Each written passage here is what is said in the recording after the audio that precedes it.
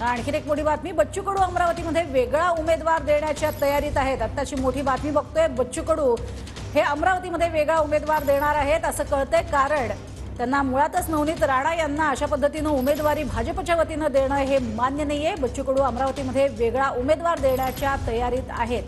तर 6 तारखेला अमरावतीमध्ये प्रहारचा उमेदवार लोकसभेची उमेदवारी अर्ज दाखल करणार अशी ही माहिती समोर आलेली आहे। स्वतः बच्चू कडू आपल्या सोबत जोडले गेलेले आहेत। बच्चू कडू नवीन उमेदवार वेगळा देताय तुम्ही असं कळतंय। 6 तारखेला आमदार जो नवीन जो उमेदवार असेल तो सुद्धा उमेदवारी अर्ज दाखल करेल असं कळतंय।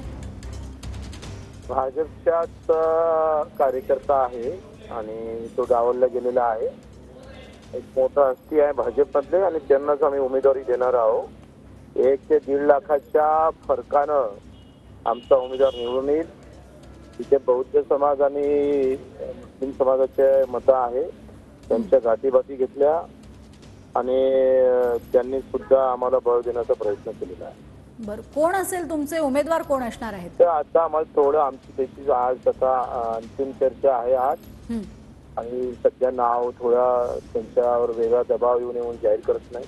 6 तारखेला आम्ही अर्ज भरू। बरं, पण तुम्ही या संदर्भात महायुतीमध्ये बोलला आहात, शिंदेंशी बोलला आहात किंवा फडणवीसांशी बोलला? नाही, मी काही बोललो नाही आहे, कारण ही लढत आमची मैत्रीपूर्ण लढत राहील। बरं, पण एकीकडे आपल्याला दिसते की नवनीत राणा या पक्क्या उमेदवार असणार आहेत, तुम्हाला कळले म्हणूनच तुम्ही स्वतः वेगळा उमेदवार देताय? तर मला माहित नाही, आम्ही आमच्या कार्यकर्त्यांची सगळ्यांचं म्हणणं आहे का आपण उमेदवार टाकला पाहिजे आणि प्रहारचा खासदार यावेळेला होऊ शकतं। एक चांगली व्यवस्था आहे। राणावरही लोक नाराज आहे, आघाडीच्या उमेदवारावर नाराज आहे आणि आपला उमेदवार नाही। बरं, राणा नसत्या आणि समजा अडसूळ असते तरी तुम्ही उमेदवार दिला असता का? आता जर मध्ये आम्ही जात नाही, सध्या आम्ही आमचा खासदार कसा होईल या विचारात आहोत। बरं, मात्र आता जर बघितलं अडसूळांना समजा उमेदवारी मिळाली तर तुमची काय भूमिका असेल? नंतर मग कार्यकर्त्याला विचारून लगेच निर्णय घेता येईल। म्हणजे मग तुम्ही तुमची उमेदवार जो असणार आहे त्याला माघारी घ्यायला लावणार?